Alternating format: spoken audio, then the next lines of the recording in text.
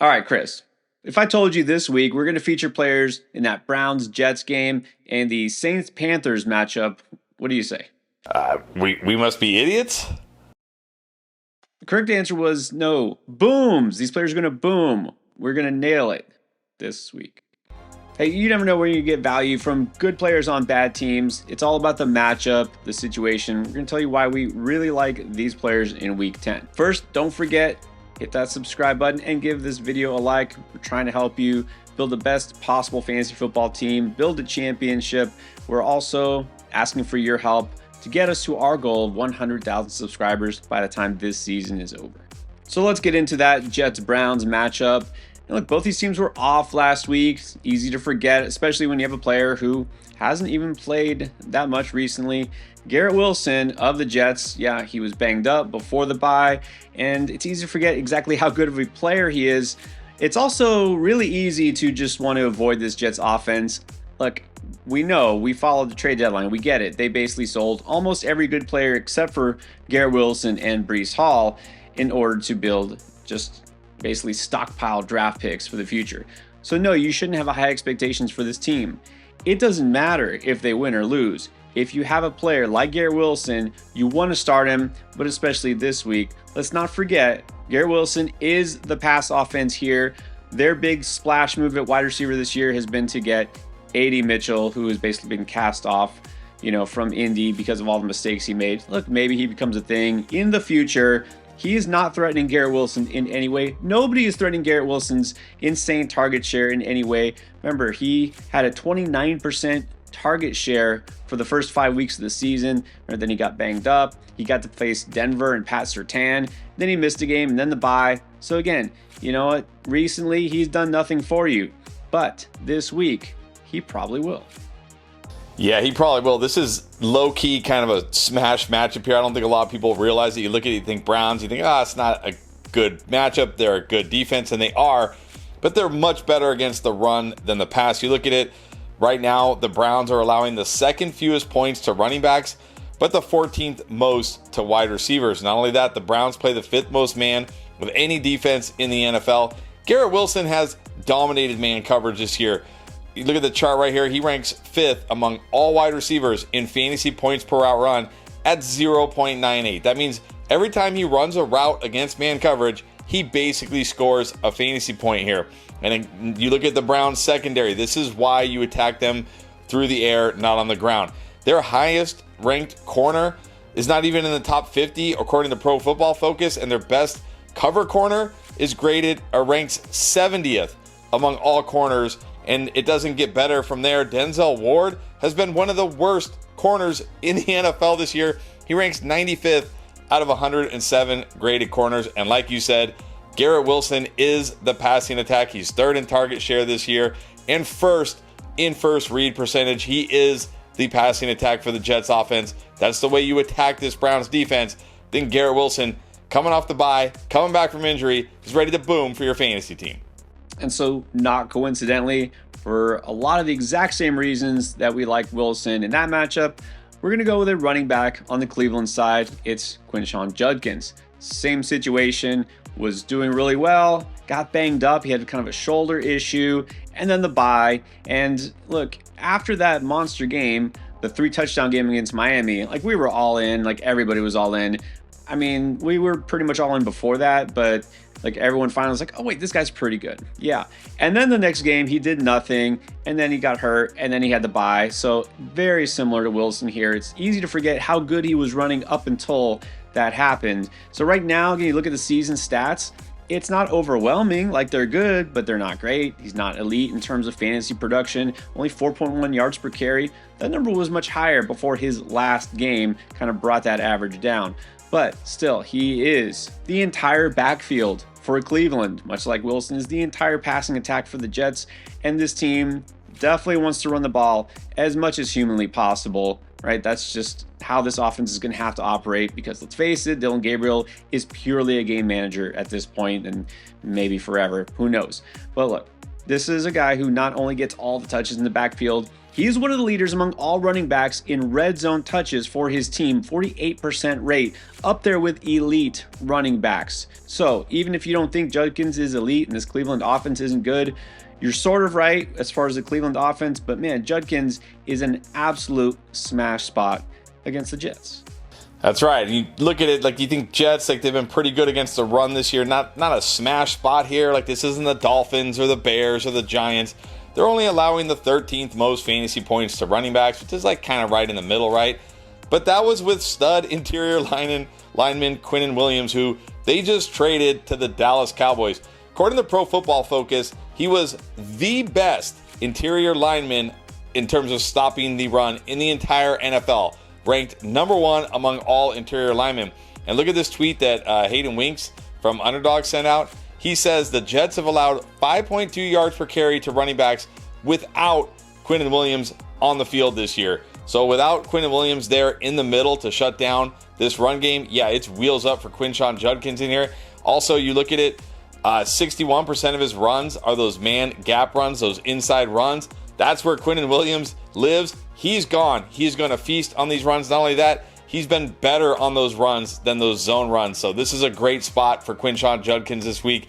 Also, believe it or not, the Browns are actually favored. So the one thing we always worry about with Judkins, because he's not a big pass catcher, is, man, what if he gets game scripted out? I don't think the Jets are game scripting out Quinshon Judkins.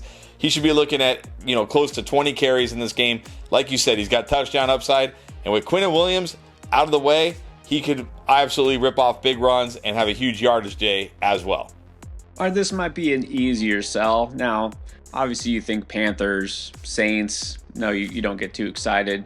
You're probably combing through those rosters to look for any sort of fancy value, with one exception. On the Carolina side, at least, it's pretty obvious Rico Dowdle is the guy. And I don't just mean their guy. That's pretty clear. But he's the guy for you. He should be in your starting lineup. Almost no questions asked, especially this week. Well, look, even beyond the matchup, which we'll get to in a second, Dave Canales, we knew he was a smart coach. He finally figured out, hey, let's do what's best for the team, not play the guy who's got the fat contract, not the guy who was here last year, because why does that matter anymore, right? Doesn't matter this year.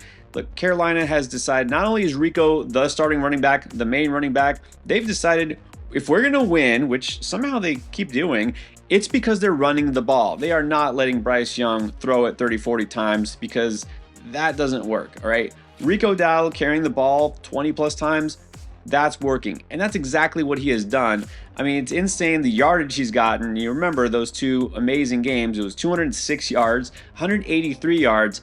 And then, you know what? They felt compelled to give Chuba the ball a little bit. And then, of course, everyone's like, well, there goes that. It was fun while it lasted. There goes Rico's value. But no, Dave Canales gave him the ball again 20 plus times.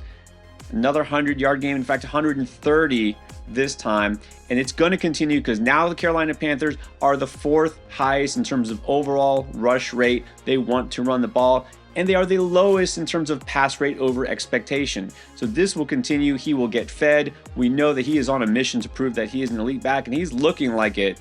And this week he gets the Saints. Yeah, he gets the Saints, which is really weird. Over the last few weeks, they have been absolutely horrendous versus the run. Over the last 3 games, they have allowed the 6th most fantasy points to running backs. And you look at it over that stretch, 3 weeks ago, DeAndre Swift and Kyle Monangai combined for over 200 yards and 2 touchdowns. 2 weeks ago, Rashad White and Sean Tucker, 77 yards and a touchdown. And then last week, Kyron Williams and Blake Corum, 172 yards and a touchdown. Then according to fantasy points data, they do their offensive line versus defensive line breakdown. They're giving the Panthers the 6th best offensive line versus defensive line matchup this week, as if Rico even needs that advantage as well, because he's run great no matter who he's played against, no matter how good the defense is. And like you said, with the way he looks and the volume he's getting, he pretty much is a must start. I'll tell you what, let's take it even a step further here. 2 weeks ago, we said let's go higher on Derrick Henry's touchdown line, higher than half a touchdown. He scored twice. Last week, we said Kyron, let's go higher than his touchdown line. He found pay dirt. This week, it's Rico's turn. Let's go higher on his touchdown line. 0.5 touchdowns. I think he's finding the end zone for sure in this matchup against the Saints. Look, you pair that with the new customer pick you're going to get when you join using Underdog. That's Aaron Rodgers just doing anything, that's an easy W right out of the gate. You take those 2 picks, you combine them, and you play just $5 on that pick. Underdog is going to give you $100 in bonus cash. Not to mention the deposit match, you're going to get up to another $1,000 in bonus cash when you sign up using promo code ENDGAME. All right, now how about a more high-profile player on an elite offense? At least I'm pretty sure the Eagles still count as an elite offense, right? Yeah, they do. They must.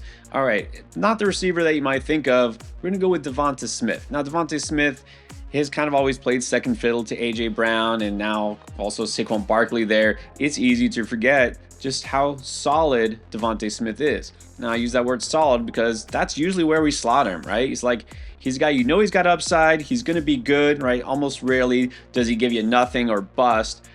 But what about those big games? What about those booms? They've been coming. I mean, he's been doing it. And again, easy to forget with all the other noise there in Philly. He has been going off and he has been their best receiver over the past month. You know, with A.J. Brown, it's like terrible game, huge game, injured. Like, what are we getting on a weekly basis? I don't know. But look what we've gotten from Devonta Smith over the past 4 games. He's averaged 107.5 yards per game and 9 targets per game. And so, you know, as far as the other guys, it's been very inconsistent. Devonta Smith has quietly been smashing on a weekly basis. You got to keep in mind, this is not the same Philly offense exactly from last year because Kellen Moore is gone. Maybe that's why AJB is not happy, right? Maybe that's why Saquon hasn't been able to get going. But this has not affected Devonta Smith at all. In fact, he has been great. And this week, although it doesn't look like it's a great spot for him, this is where we got to just convince you, keep him in your lineup. Yeah, because this is actually a great spot for Devonta Smith against his Packers defense. Packers are a very zone-heavy team. They play zone 76% of the time. We talk about it a lot. Look, in matchups where a team plays a ton of man, that's when you want A.J. Brown. And Devonta Smith is fine against man too. But when they play a ton of zone, that is when you want Devonta Smith. Look at it on the season. He leads the team in targets per out run, yards per out run, and fantasy points per out run. A.J. Brown isn't even second in these metrics. He's behind Dallas Goedert in every single one of these metrics. Also, look at just the raw stats here. He has 32 catches on 38 targets with 438 yards and a touchdown and a 26.8% target share. And again, who's second? Dallas Goedert, not A.J. Brown. A.J. Brown only a 19% target share against zone, only 13 catches all year against zone coverage. This is a much better matchup for Devonta Smith than A.J. Brown. I think this is going to be another week where Devonta Smith goes off and people might be a little frustrated with A.J. Brown in their fantasy lineup. Also, the Packers are a little bit of a pass funnel defense here. They allow the 5th fewest fantasy points to running backs, but they're 15th against wide receivers. So Devonta Smith, coming out of the bye in this matchup, I think is ready to boom for your fantasy team. Now we each have a player that we like more than the consensus, more than you might think that you should. So let's figure out why. Let's start with yours, Chris. Who's your boom pick? Well, I know he killed you last week, and by killing you, he scored exactly nothing.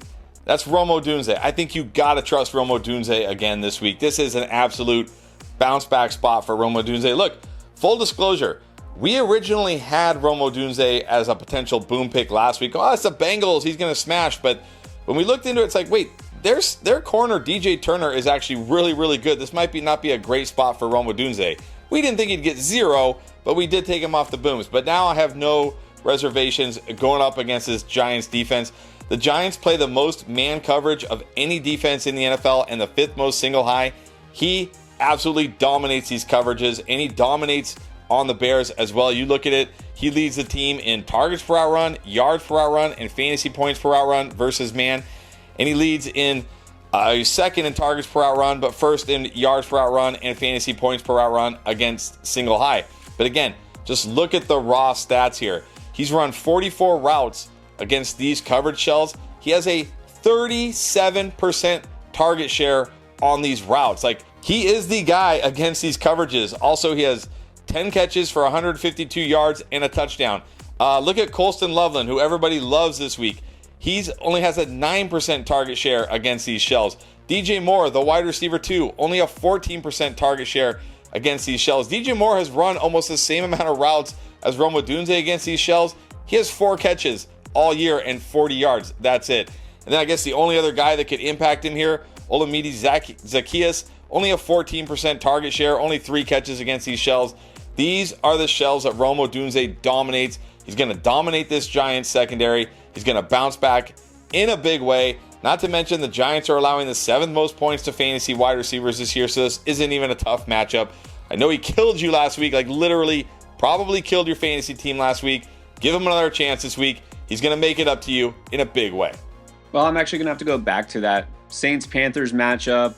And look, it's hard to get excited about anything on the Saints these days.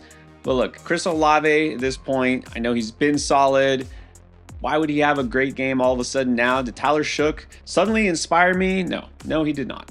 But I would just say this. Rashid Shaheed being gone, being traded to Seattle, it's going to make an impact. Just think about the fact Chris Olave already, as of right now, is second in the NFL behind only Jamar Chase in total targets, okay?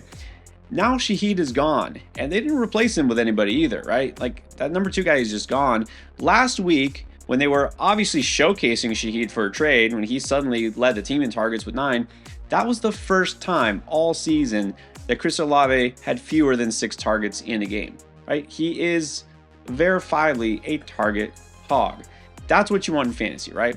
And so now, not only does he maybe have the chance to get more targets, this is also a great spot for him because he's going to play the Carolina Panthers defense, and they are still one of the most zone-heavy teams. And Olave is definitely better against zone. In fact, 1.9 yards per route run. He's up there among the top 25 in terms of fantasy points per drop back against zone coverage. Chris Olave is due for not only a ton of targets, but probably a lot of points to go with it in terms of fantasy because he's going to get those big downfield plays as well. They really have nobody else to go to. And look, this offense is not even pretending to run the ball anymore. Alvin Kamara for 2 straight weeks has gotten 6 carries in the entire game, okay? And they're not giving the ball to anybody else either. So this team, they have to pass because they cannot defend. They cannot stop anybody. So just like we love Rico to go crazy against that Saints defense, that Saints offense is just going to have to pass. And the vast majority of those passes are going to go towards Chris Olave. So just through sheer volume, he almost has to smash. Those are some players we think could go off in week 10. Don't forget, we talk about every player that matters at every position in our start sit videos, and we have so much more in this week's playlist.